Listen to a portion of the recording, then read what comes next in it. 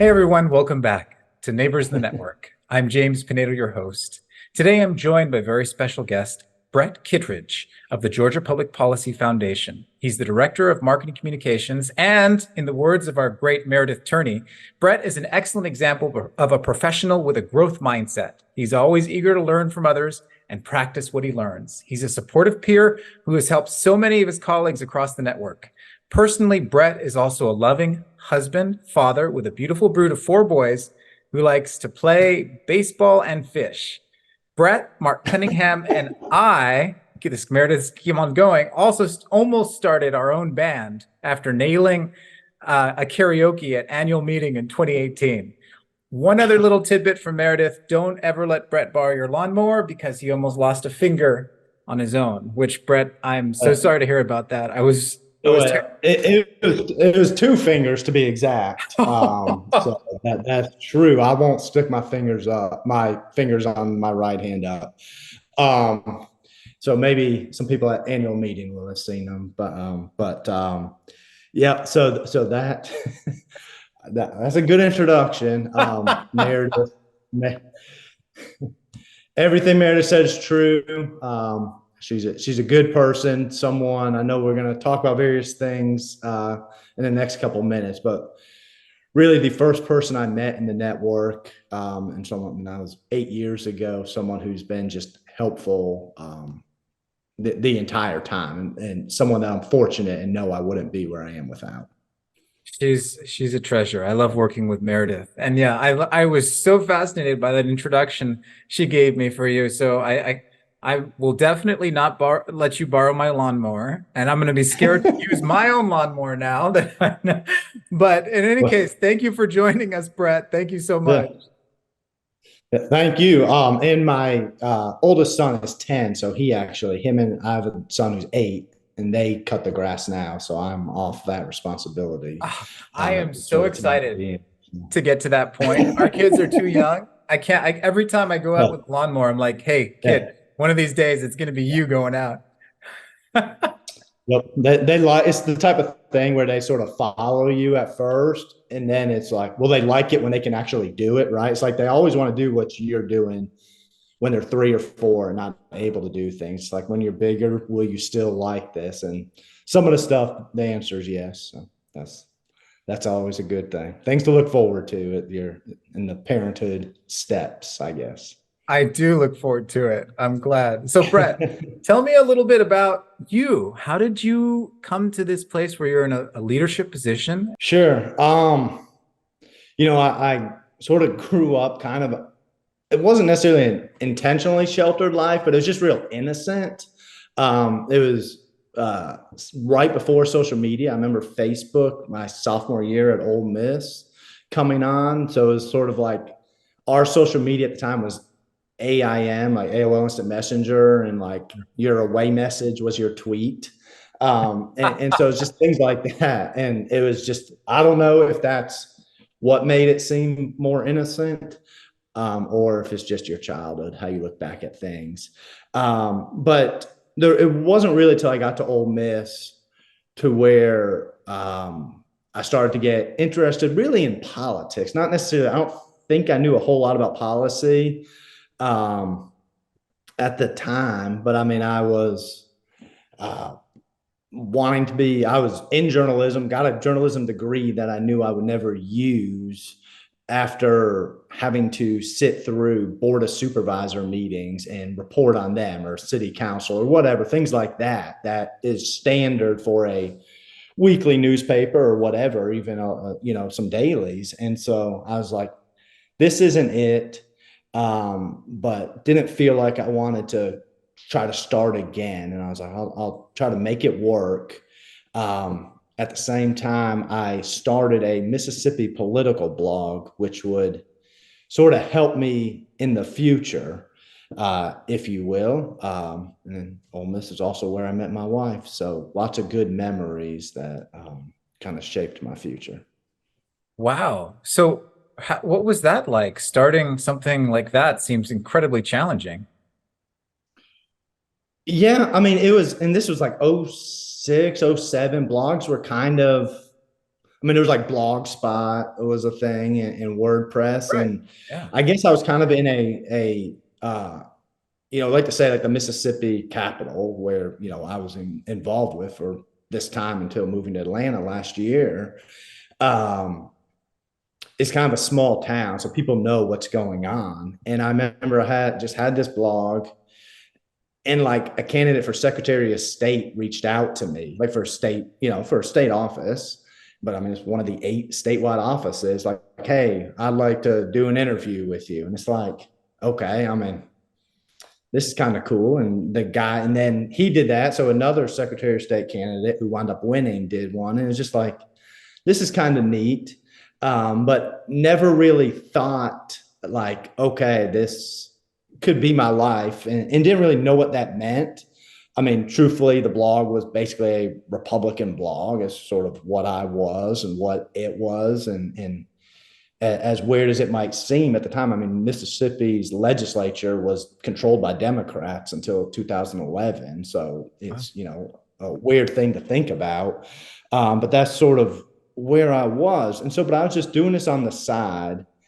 Moved to Atlanta first time for my first job in marketing, and to where I really learned a lot of the basis for what I do now. I mean, obviously things have changed so much, if you will. But I remember doing like Facebook in 2008 for a business, and it was like, this is kind of neat how we can use this. And certainly that would be something that I mess around with, play around with, for the past 15 years. But anyway, so moved to Atlanta, and then because of the blog, that has built up, and my connections in Mississippi have built up. So even though I'm living in Georgia, still doing a Mississippi political blog, Huh. and get the opportunity to come work for the Mississippi Republican Party. And I'm like, yeah, that seemed like my goal at the time. Like, I have made it. I'm in politics. I'm in Mississippi politics. This little blog that I started as a college student is what I had that got me there. So that was kind of a neat time. That sounds fascinating. So, what was it about going to college that brought out like more interest in politics? You said that's kind of where it first started, right?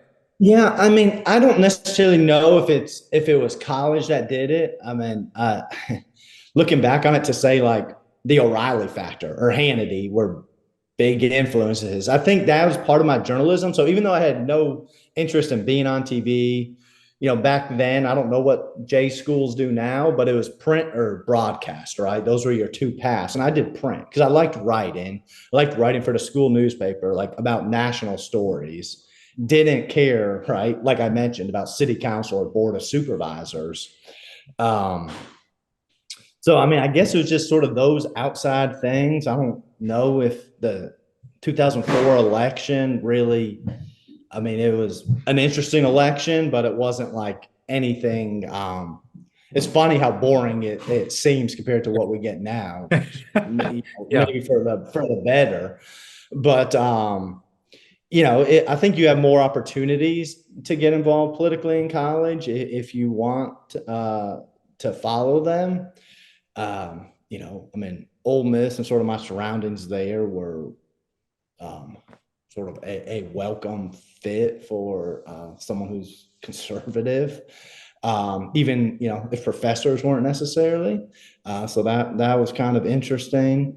But yeah, it was just I guess just a natural progression, maybe of maturing or something, and just had like a hunger. And I was like, when I started the Mississippi blog, it's like, no one's really doing this, right? I think that's sort of the mindset. Like, if no one else is doing this, do it.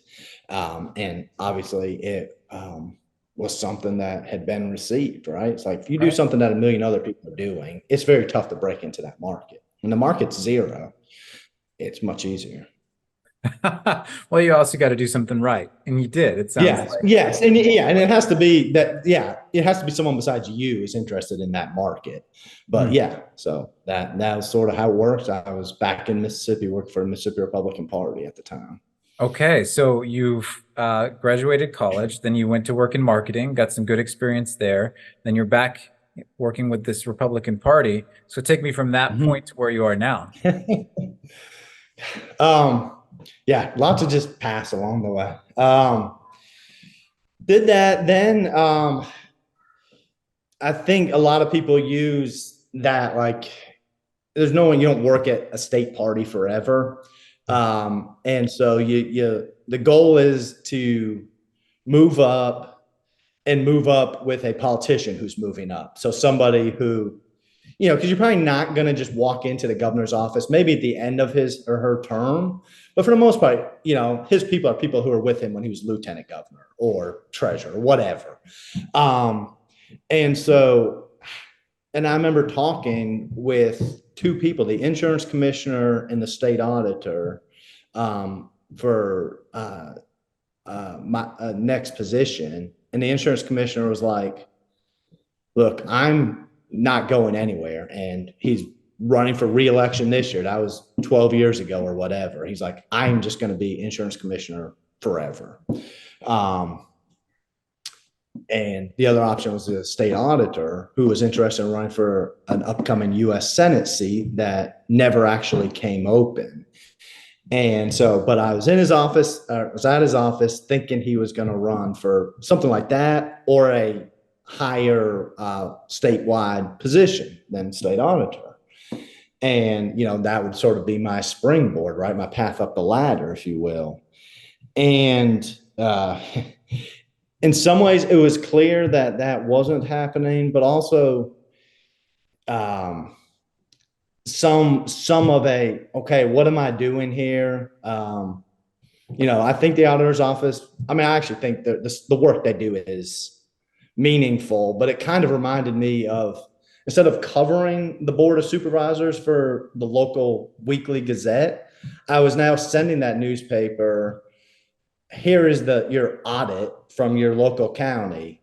We found they don't have the proper, number of people overseeing money that they receive, right? Like they only have one person receiving and doing something with the money, something like that. And I was just like, that this didn't seem like, okay, what I necessarily want to do for the rest of my life. Okay, so you got hit by that. So, yeah. So during this time, though, I had been attending center right meetings, which are, state, have SPN groups throughout the country, host center right meetings, sort of a Grover Norquist original DC idea, and had built a relationship with both Forrest Thigpen, who was president of Mississippi Center at the time, and Grant Cowan, who had just started or was in the process of starting Empower. And he gave me the opportunity to come to his organization shortly after it had started. And I was like, okay, this is a whole new thing, and I've got a lot to learn. That sounds amazing. What attracted you to joining the network like that? Yeah. Just the idea that you're actually doing something, right? That you could see lives transformed. I got there in like February of 15. We're in the middle of ESA push. It was a very small ESA for students with special needs. But it was like hearing these stories, going to get to interview families of their kids, their struggles, of why they needed this, seeing their faces at bill signing a couple months later is like, okay, this clicked. This makes sense. This is why you do it. This is really why you do everything, right? We believe in the individual. We believe in empowering individuals, not just in education, but in so many things. And just seeing that was just something like, okay, that this makes sense in a lot of ways. That as much as I may have liked the Mississippi Republican Party, or more or less, agree, certainly agree with them, or the state auditor's office, it just there's something about this network that's not like anything else that you can be doing. I agree with that. I agree with that wholeheartedly. And I also think I was listening to previous podcasts that you've had. I know you're with Georgia. You're in Georgia now and Georgia Public Policy Foundation. So, and you've just kept on excelling at the different posts that you've had along the way. But something I've noticed is that you speak about how we're telling stories about people, and that's how we communicate. That's how we message here. Is that something that was, I hope I'm not mistaking what I've heard you say in the past. Is that accurate? No, I mean, I would say that's always right. That, I'm not a policy person, but if there's an idea and you can't figure out who that policy is actually benefiting, it's like, that's a tough sell, right? Like, oh, we've got this grand idea. And it's like, well, what does it do? And it's like, well, it does this. And who does it benefit? How's it benefit? It's like, it'll, increase economic growth by 0.0, whatever, and which will lead to this. It's much easier to sell when it's something. I mean, school choice is the most obvious. I mean, I've worked with groups that have done criminal justice, occupational licensing, all those stories of where, we see government just interfering in various ways, different ways, different issues, but just holding people back. And it's one thing to say that, right? To have your message like we believe in freedom, or even we believe in opportunities for everybody. And it's like, that's cool. But the makeup artist doesn't really know what that means until we have freed makeup artists to be able to work without an irrelevant cosmetology license, right? That's the thing that motivates them. That's the thing that they understand. And that's a small audience, right? But that's really the why in things. But how I generally approach things in terms of how you sell a message, for sure. Makes sense. How do you, I feel like I want to learn here right now because, we both work in communication. So how do you Sure. go about transmitting? So if you're approaching it that way, how Yeah. do you like transmit it? Like, is it shooting a film? Is it a social media campaign? Is it a lot of different things? What does that look like generally? I mean, it's all of the above, right? Right. And so, I mean, obviously finding the heroes in a lot of ways, the Ah, hardest thing. I think heroes breed, but it breeds, stories breed stories, right? yeah. To where if you have a story on why someone wants this, you're likely to see things on social media. Oh, I do too. And so that's sort of how things work. But I think it's, you reach people where they are, and also where you can get to them, where you are having the most impact. Um, and so I would say, for us, that's just long been Facebook. It's sort of a Mm, ridicule type thing or whatnot, but it's just been gold in terms of acquiring email addresses, finding heroes, mm. getting our story, getting people to read our stories, and then do something else. And so, but it's just a like I said, really going back to, what are people doing, and being there. If they're on YouTube, we know they're on YouTube. We know YouTube's the most popular search engine after Google. It's not social media. It's not really, I mean, it obviously is a video platform, but it's where we find so many results. We know it's tied and married to Google, obviously. And so that, how well your videos are doing influences your search engine optimization or your search engine, Mhm. pay result Mhm. page, how it looks. And so all those things just sort of tie together to where I would say you just go where people are, you see what is working the best, and let that grow. I love it. Is there a specific moment that stands out to you where you've you've been able to, really transmit that story and then see the impact of that story happening or being told?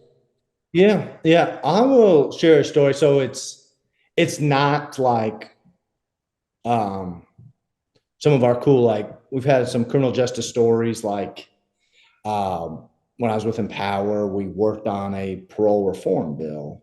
Um, and the first guy to be paroled because of this, we had his story. And so that was a neat thing to talk about, sort of what is it like getting out of prison. And so that's a very impactful type thing. Obviously, that's sort of after the policy. Um, but one thing I did that, sort of one of the funnest things or most fun was there was a bill in the Mississippi legislature, I guess in 2020, that would have criminalized the sale of goat milk. So like they have a small exemption. And SPN had some fun with this a few years ago. They had a small exemption. If you have less than 10 goats, you can sell goat milk privately to individuals. You can't advertise on social media, but you can do it. And that's that. And so, anyway, the chairman of the House Agriculture Committee, who pure coincidence, is a dairy farmer, um, passed out a bill very quickly and quietly that would have pulled back that exemption and banned and criminalized the sale of goat milk, and made you, could send you to jail for it, certainly fine you for it.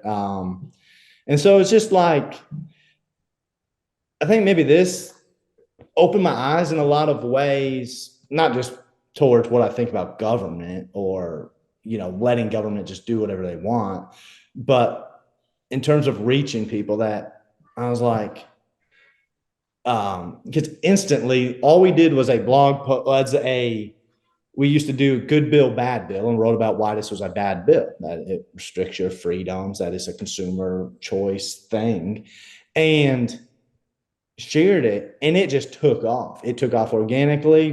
We put some money behind it. It did great. We did some lead generation campaigns, got a ton of email addresses. It's like, how many people care about goat milk, right? Like, how big of a thing is goat milk?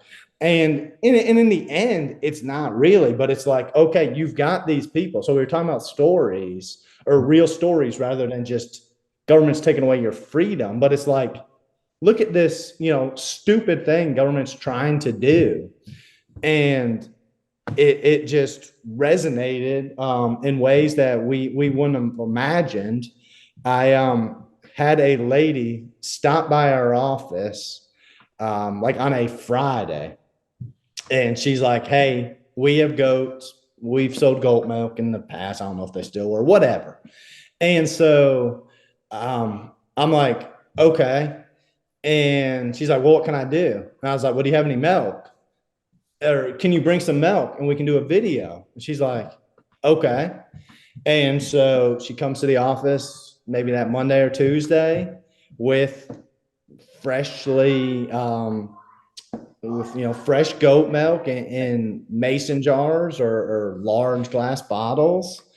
And it's like, "Here you go." And so the video, which was to just be funny, was like, I drank goat milk and I didn't die, right? Because it's sort of like this idea, like, oh, we the state, we the Department of Health need to protect people from themselves, and so therefore we need to ban this.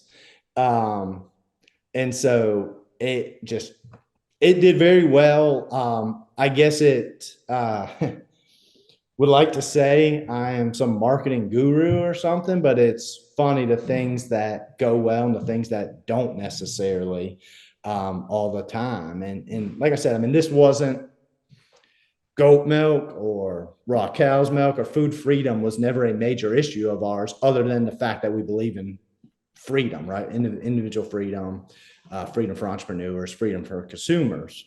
But just the way the story took off, the way we were able to just show people like, okay, this is ridiculous. So what happened with the bill? Or can people is the Yeah. exemption still there? Yeah, the exemption remained. So, yeah. So basically, so in Mississippi, they have what they're known as repealers on bills. So they create something, they put a repealer, so that way they have to come back and renew it.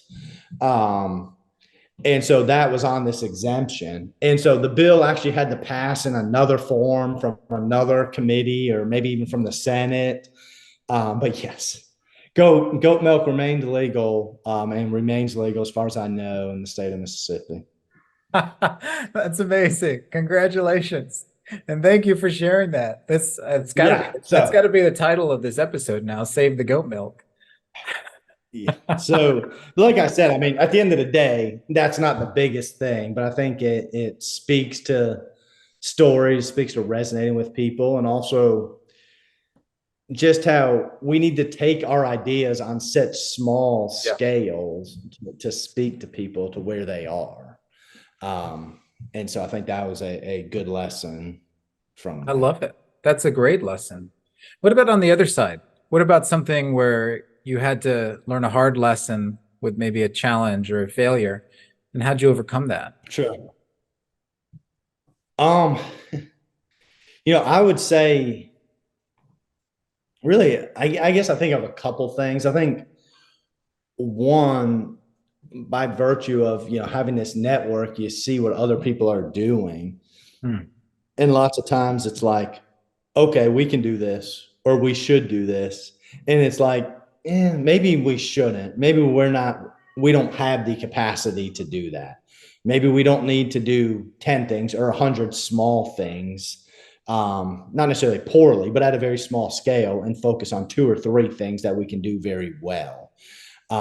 So figuring out, and this is, I guess, more than marketing, this is organizationally, but figuring out what our focus should be, um, and not necessarily like, oh, well, yeah, we should just add this to it, or I can write about something in 3 minutes, and so we'll have it and say we're doing this, and it's sort of the for what that you ask, like, what are you doing this for? Um, it's just a good question that you think a lot about.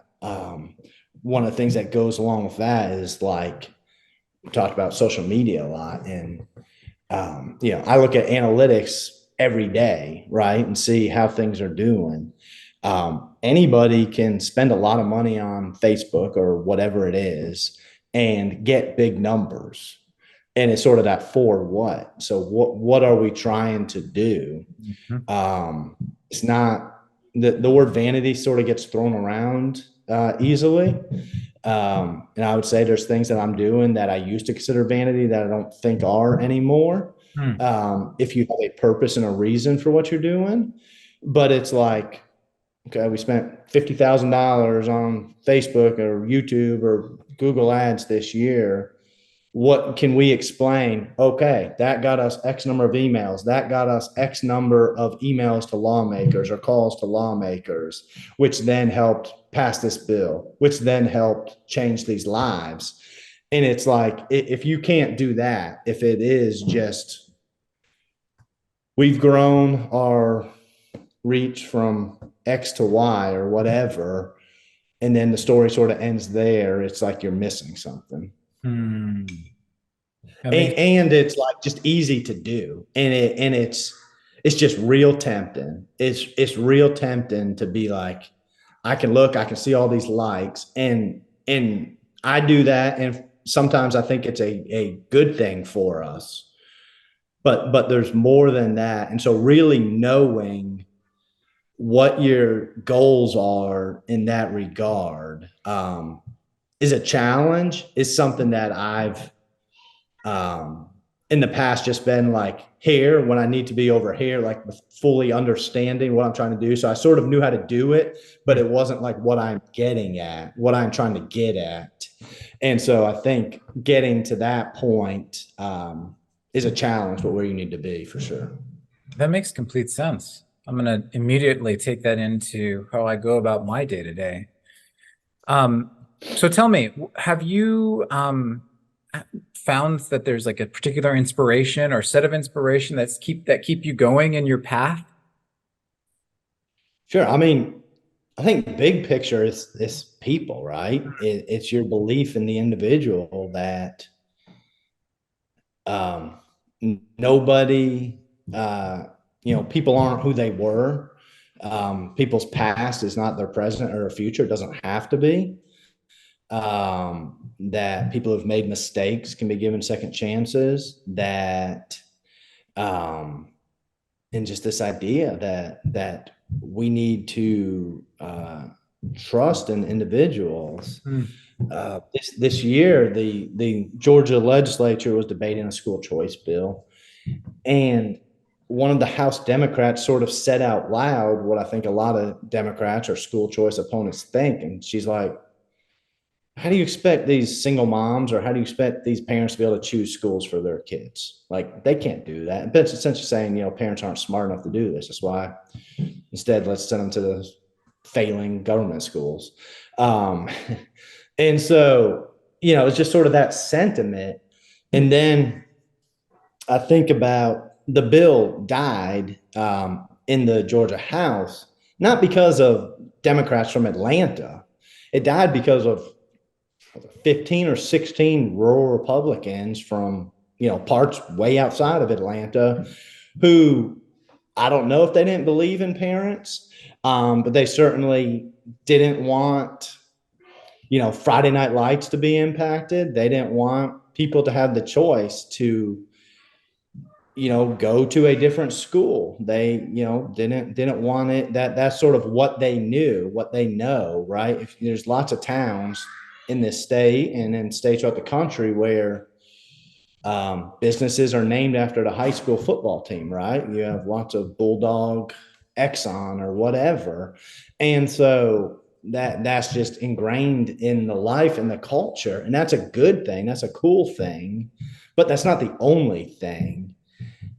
And that, at the end of the day, we can cheer for the high school, but also go somewhere else. It doesn't impact um, that school, and really just need to put more faith in individuals, whether Republicans or Democrats. That makes complete sense. And that leads me to the something I've been wondering quite a bit is how, so on this in this divided time that we live in right now, I've Yeah. found that organizations have people on both sides of the partisan divide that really disagree, that in the organizations within the network really disagree with the objectives of the network organizations. How do you go about speaking to people on both sides of the partisan aisle that might disagree with you to help accomplish your objectives? I mean, you need to speak to people where they are. But you, you're, you need to be more than a talking point. You need to be comfortable going outside your comfort zone, in language that people resonate. And maybe that's the messenger needs to be different in some instances, needs to be someone people trust. Hmm. But very much it's number one, you need to do it. Hmm. And not just be like, oh, let's just only target a conservative audience for everything. And so I think it's a matter of messaging and of listening too. I know one of your upcoming questions is going to be about people who I would recommend, and I'll steal that right now, and just because it fits this well, and that's my old boss at Empower, Grant Cowan, who, in one of the reasons I was going to say that is because he's taken a lot of unique approaches to this work, right? There's standard things that SPN does, right? We do reports, we do research, we do marketing, we do comms. So obviously we do development on the side, or as part, not necessarily on the side, but we do development. But like one of the things I saw last year they started, and I know it's been discussed at, I believe, at annual meeting last year. It was like listening sessions, right? So it's not a talking session, it's a listening session. And it's like, that's simple. And maybe you don't have the capacity to do that, but just things like that. Like that's a completely different approach of going to communities that are maybe different than yours and just figuring out what are people's concerns. And I think at the end of the day, that the might be different, might be somewhat different, might be worded different, but we all generally want the same things, right? We all want to, have a nice, safe place to live. We want a good life for our kids, good education. We want to be able to, pay for groceries, to not have to worry about where our next check's coming from. Just things like that are so basic, and that I think we maybe have started, but certainly could do better at addressing. Because I would say I think our policies get us there, but it's just a matter of like, okay, we're sort of lost in the middle of whatever the pieces of the policy or the divisive messaging that we think is necessary to pass something so often, that we lose sight of the end goal that benefits all. That makes complete sense. What really resonated for me there is how we all want the same things. We all want to be able to provide for our families, and provide not just getting by, but actually a good life. And that's such a refreshing way to hear, like, the term kitchen table issues or things like that, because that seems like a almost diminishing sort of term, or a pejorative sense of a term. But if you say, look, we want the same things, then it gives me something I can latch onto and say, yeah, we do have things in common. It brings me closer to my neighbors. I like that. Yeah. And it's like, okay, if lowering income taxes, eliminating income taxes will do that. Like, how do we sell that of what it will do? How do we talk to people about how it will do that? I mean, that may be more complicated than school choice is very direct. Like, okay, you are currently zoned for a failing school, and just talk to people about that and be like, here's what your options could be. That's a little more cut and dry, even though we haven't necessarily succeeded with lawmakers on that in a lot of regards. But yeah, I mean, I think figuring out those, what exactly it is at the end of the day of what we're trying to do, right? We're not just trying to pass school choice, right? We're trying to help everybody get a better education. We're not, right? Certificate of need reform is a big issue for the foundation, right? It's not just about repealing certificate of need laws. Like, that's one thing. That is the government instrument in place that impacts healthcare services and delivery. But at the end of the day, that is, we repeal the law, reform the law, so that way, communities will have greater access to healthcare, have lower prices for healthcare, things that, generally everybody wants. That makes sense. Absolutely. So you just hit upon one of your big topics or challenges. Can you give me an idea of maybe some of the other biggest challenges you see for your state and then in the country at large? Well, I would say Georgia is one of the fastest growing states in the country, both raw numbers and percentage wise. CNBC said it's a horrible state to move to. So I saw that. I mean, that's that's there. It's not as bad as Texas or Florida, but Right. or Tennessee. I'll give a shout out to Mark and Taylor for a minute. But it must be all our marketing, right? Like Texas, Florida, Georgia, Tennessee. It's just we're marketing gurus, right? Yeah. Everybody's saying we're closed, don't move here, which I'm obviously guilty of. But so one of the things with those challenges is obviously, there's a lot of new people to reach in Georgia. That's impacted. It's made a red state a purple state. And so one of our projects that we'll be launching very soon that I'm excited about is something called Keep Georgia Working, which is just the idea that we're selling really to newcomers, but also sort of below that to the population as a whole. But really this idea of why did you move to Georgia? Like you moved there because of a job, or you moved to Tennessee or Florida, whatever, because of a job, because your money goes further, because of a lower cost of living. But why do you have that? That's not by accident. It's not by accident that, you know, New York is on the other end of this, or California.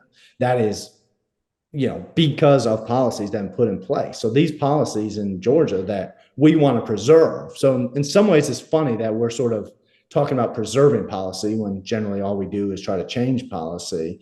But it's an educational campaign to like, okay, this is why Georgia became a state you moved to. Don't, you know, essentially like, let's keep this going. Let's keep Georgia working. And so, you know, there's lots of ways to target people who move to states, or, you know, who are newcomers to the state. So it's a different project in a lot of ways, that it's not tied towards a bill passing as much as it is building an audience that really believes in or resonates with this Keep Georgia Working message that we're trying to sell, of that, you know, we have good things. We don't want to see our state turn into, you know, and I won't name other states that were once states of good policy that have long since moved in that direction. I guess you could say California was like that. That's a good example. But so really that's sort of to where, yes, we want to pass school choice, CON reform, tax relief, all those things. This is more of a larger project that, you know, can hopefully lead to many bigger things in the future, but certainly something that we want ingrained in Georgia in the coming days and years. Yeah, it's like you're tilling the soil sort of thing, growing that, educating the audience so that they're more receptive later on. That's great. Yeah, that's right. I love that. That's great. And I, here in Texas, I think the equivalent, although I should check and see if Texas Public Policy Foundation has a campaign like this. But you see the billboards. They have Keep Texas. They have Keep Texas Texan. Keep Texas Texan. Okay, I've seen the billboards. Don't California my Texas. I've seen those around. Yes, pretty much that's every state you see that. Don't California my state name. But yeah, no. So this is just sort of in some ways a fun project, but we'll hopefully have stories of people who have moved here, telling their reasons why they moved here, what it was that attracted them, and just sharing those sort of across the state. And so just excited for the future of this. That sounds brilliant. Love it. Okay, well, tell me, are there any other hopes and goals that you have there at the Georgia Public Policy Foundation? Yeah, I mean, so certainly that will be one of my big projects. Yeah. You know, certificate, you know, the general policy reforms remain around CON and tax relief and school choice. We'll continue to work on that, but no, just sort of spread the message of what has worked in Georgia and why it's worked. Beautiful. All right. Well, Bret, you already gave me the nomination here. We'll have to reach out to Grant afterwards, but thank you so much. Best of luck to all this college football season. It'll be just starting out when this podcast goes live. I think you got Mercer coming up first, right? Not Mercer. So we'll start out 1-0 and then, you know, see what happens. So there you go. There you go. Ole Miss is actually playing in Athens in November, so that's kind of neat that I moved here and they play in Georgia. So, so we'll see. Hope springs eternal, right? Yeah. Something like that. Very good, Bret. All right. Well, thank you again, and I hope that we get to chat again soon, eh? Yeah. Thanks a lot, James. Thank you. Thanks for listening to Neighbors in the Network, an offering from the State Policy Network. We hope that this podcast can serve as a place for empathy, understanding, and human connection. Please let us know about your thoughts in the comments section. And thanks again.